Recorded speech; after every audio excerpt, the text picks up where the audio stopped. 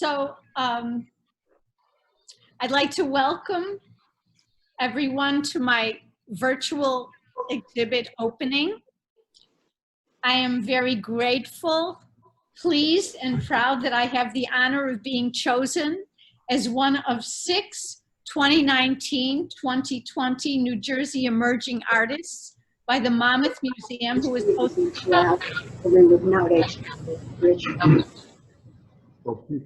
hosting a solo exhibition for me of my artwork. I'd like to thank Donna Kessinger, the director of the museum, and Campbell Grade, who has been working so wonderfully and closely with me over the last several months to support me and have this happen. I'm trying to show you. Read it. Last February, as I marked my 70th birthday, I felt the approaching birth of my second grandchild, and having earned this award were the very best ways that I could ever want to acknowledge that milestone. After making art all of my life, it is a remarkable feeling to be recognized this way and to be emerging at 70. I have titled my show, Ordinary, Extraordinary Lives and Times. The ordinary, what we know, is what triggers my work, but the art is about its transformation to extraordinary. Because the everyday or ordinary is so common to us, it may seem invisible, but I wish to emphasize it so it is not overlooked.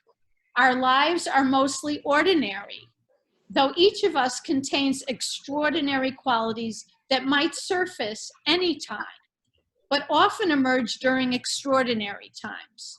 We've recognized this recently in the essential workers, healthcare workers, mothers standing up to injustice and force, and many others in the course of the COVID-19 pandemic. My work is rooted in the northern New Jersey, New York region that is a vast pool of humanity with abundant social connections, presenting a wealth of ideas to inspire artistic imagination. Unfortunately, we also became one of the first hotspots. While most of these prints were created before the pandemic, I have continued working, as can be viewed on one wall of the virtual show and on my website. With the pandemic thrown upon us last March, necessitating staying home alone, I was thankful that I had my art as a focus and was working towards this exhibit. As the poet Mary Oliver had suggested, creative work needs solitude. It needs concentration without interruption. And I certainly had plenty of that during that lockdown. It allowed me to find an escape place from the shutdown where this work became an adventure. I also want to mention that I have been inspired and influenced by many periods and schools of art.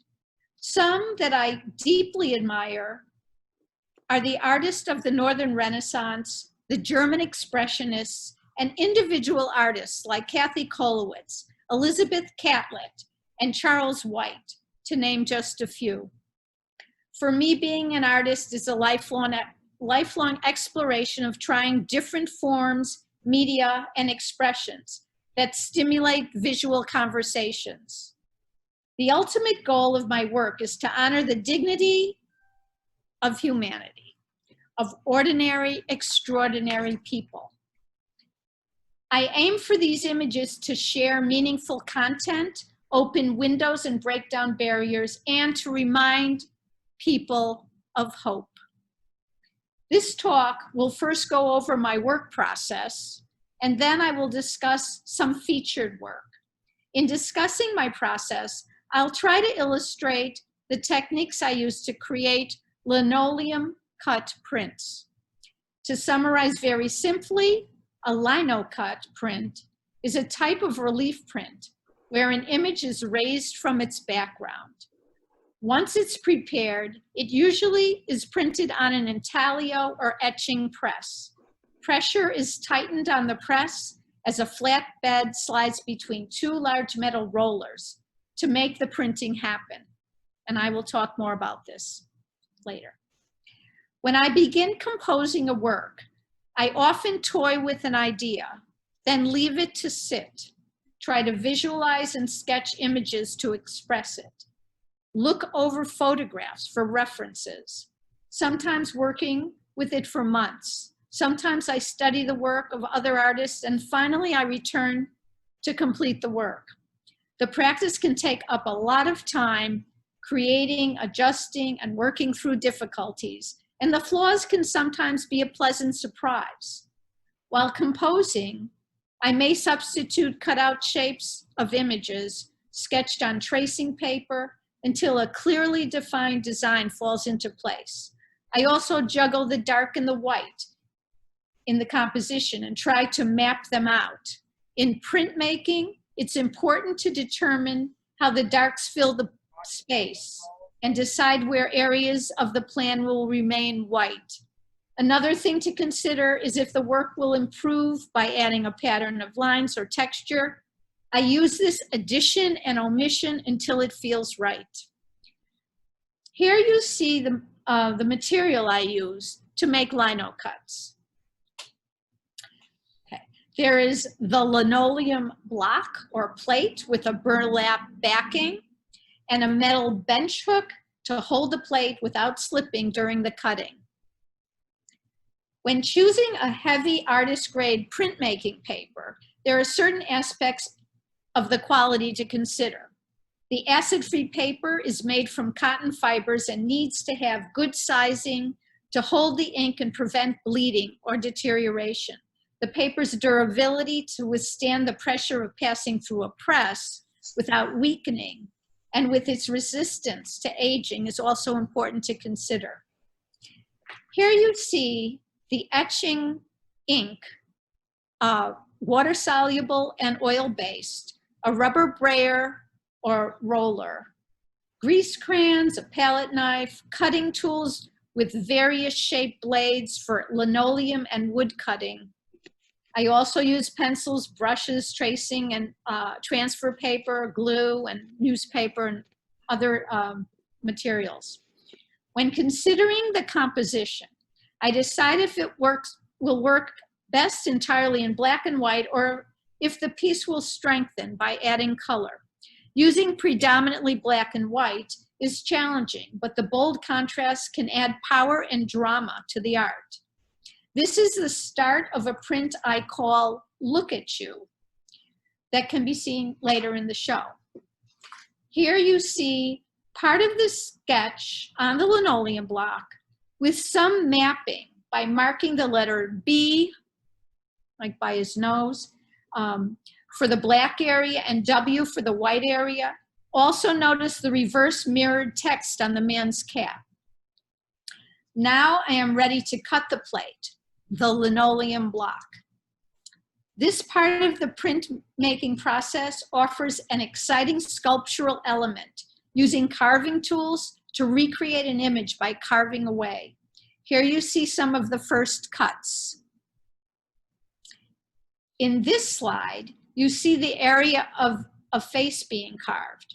The cutting can be tedious. With a slip, you might not only cut yourself, which I have done many times, at best, unintentionally improve your design, taking it to in an unforeseen direction from the original idea, or regrettably to something unusable. To the left of the plate, you can see 2 crayon rubbings of the image on newspaper. To inform the image and guide the work during carving, I make many of these preliminary grease crayon rubbings as a reference. Here's a rubbing of a print, Devotion, which I will talk about later, and can be seen in a different version in the virtual show. Here you see the cut plate and rubbing with mirrored text as I work on the block called Protest 2020. After I made a rubbing of the flamenco dancers and musicians looking crammed together as they perform, I decided adding color would help to provide more clarity to the detailed arrangement. I revisit and fine-tune my composition throughout my work process, even coming back to them after the initial printing and modifying them, sometimes trying different versions, and you'll see that soon. Once the plate is carved, all loose fragments from the cutting are brushed off and cleaned away. The ink is spread on a glass surface or a flat pan, and a palette knife is used to work it to a smooth consistency for application. The brayer is used to roll the ink over the plate. The uncarved area will be inked, while the cutaway area won't touch the ink of the brayer, so it will remain the white of the paper. Here I am inking a plate for the print called Fathering. To prepare for printing, before running it through the intaglio printing press, the pressure must be adjusted. The plate and paper must be lined up or registered correctly on the press bed, then covered with a felt printing blanket before cranking the handle and printing. As it moves through the press, the images transfer from the inked linoleum block to the print paper because of the pressure of being rolled through.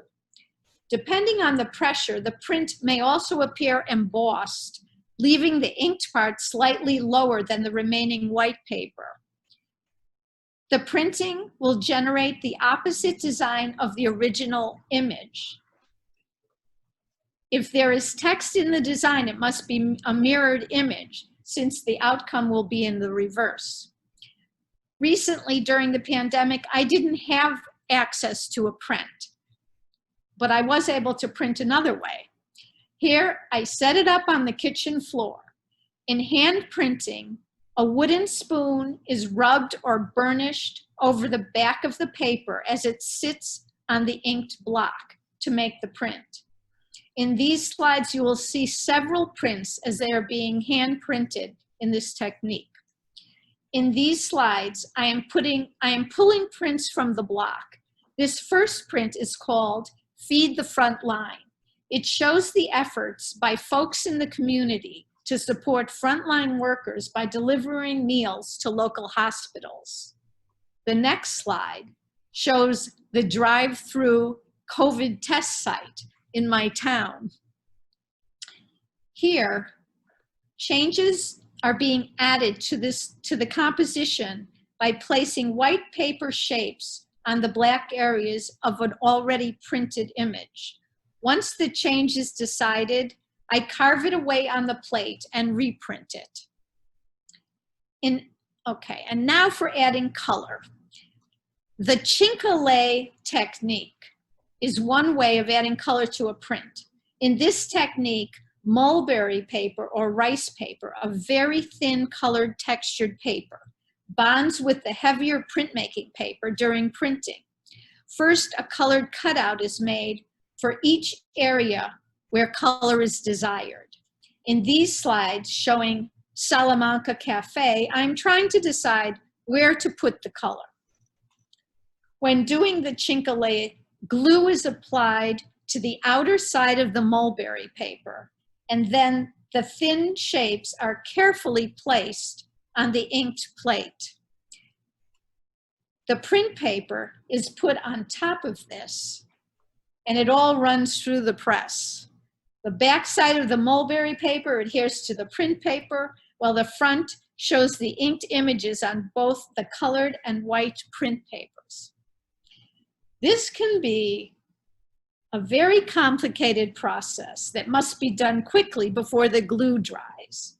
It adds more drama and risk to the print process, but when it's done correctly and the print is pulled from the press, it's always a thrill. Here I have tried multiple versions of the Salamanca Cafe using different colors that cause slight changes in the mood. There are other methods for adding color to the print. One is by printing the block several times using new colors of ink for each time. After each added color, the plate design is cut away. When using this method, the plate will no longer be available for future printing. In creating the print called Taken, I began working with newspaper headlines and maps, but ended up using Chinkole with a Mercator map showing parts of the Americas to print this image on. In this print, One Way, you'll see it soon, I wanted to repeat the image in a reverse reflection. It was printed on white mulberry paper that is somewhat translucent. Coating it with a matte gel helped to darken the opposite side so it could be seen through the paper. That's the image. Here you see the glued Chinkole paper applied to the inked plate before I hand print. And these are two different color versions. In my work, the images I use are predominantly of people in movement as they engage in routine actions rather than in set poses. For the most part, they are of individuals or groups, including children, interacting, while others are close-ups of faces, some looking directly at the viewer, sharing their extraordinary stories. In a way, the people in my work are actors in a narrative I'm creating. Sometimes I can't help but wonder what the previous or following frames of the picture might reveal. As some of my art chronicles our time, I impose my subjective commentary on what stirs me. But there are times when the image seems to speak with its own emotion and is often bolder and braver than me. I will now share some featured works. Okay. This first one is called Freeze Tag, and I'm showing this print, though it is not included in the exhibit. Freeze Tag was the first lino cut I created after returning to printmaking after many decades. Making it emboldened me to continue printmaking. It is a simple image with action, depicting frenetic movement and flurry of children consumed with a game in a park. Having spent many years teaching and learning from children, their enthusiasm, wonder, and innocence often inspires my work. Looking ahead. Again, children are the subject, with their faces showing confidence, eagerness, and curiosity as they look to their future during this time of intensifying social justice struggles. Here you may notice the playful line of the girl's braided hair, in contrast to the determination she displays. This is an example of incorporating lively line to support the composition when tonal values are largely absent. The application of Chinkole color with a series of encircling lines behind the children helps draw attention to them as it crowns them with a halo of hope. The next one is Twirling. I have made a series of dance prints since dancing at times has been a passion for me. In this print, a clearly defined sense of motion emerges, showing a moment of jubilation for dance partners as they make their own art through their body movements across the space.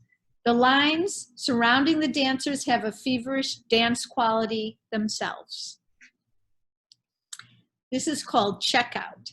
As a young woman, I worked in retail as a cashier. It was a low-paying job, but what I found positive was interacting with the people that I worked with and the customers I served. The significance of this unrecognized work, now called essential work, is being realized because of the pandemic. Here you can see the sense of purpose and intensity of this conscientious young worker doing ordinary work that has now been transformed into extraordinary. They're safe for now. Like so many, I was disturbed by the tragedy of ongoing school shooting incidents and wanted to create something that addressed my alarm and sorrow. The idea brewed in my mind, but I was sidetracked and it took leave from me for a time. After the Marjorie Stoneman Douglas High School shooting, I began actively composing this work. I chose a large format, 18 by 24 inches, the largest plate I have attempted so far. It took a very long time to cut, and it just fit on the press. The chaotic background of interwoven branches adds to the distress and anger of the figures, in contrast to their waiting dogs' offerings of kindness, relief, and love.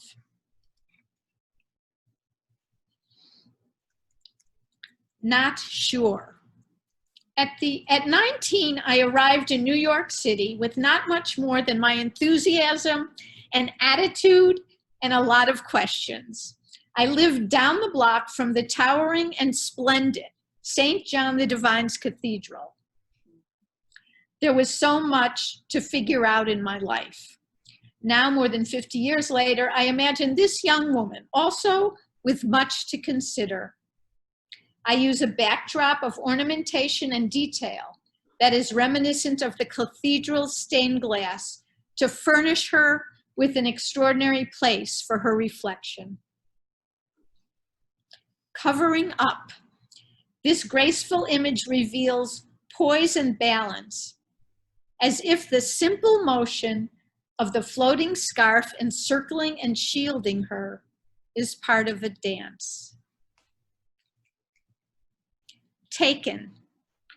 For me, having knowledge of my personal history and heritage, of the story of where my family came from, is a real privilege. In this work, I was inspired by a century-old wedding photograph in an elaborate oval frame of my grandmother. It was not so long after it was taken that she was tragically robbed away from my father, who was not yet 2 years old, she having died in the childbirth of his sibling.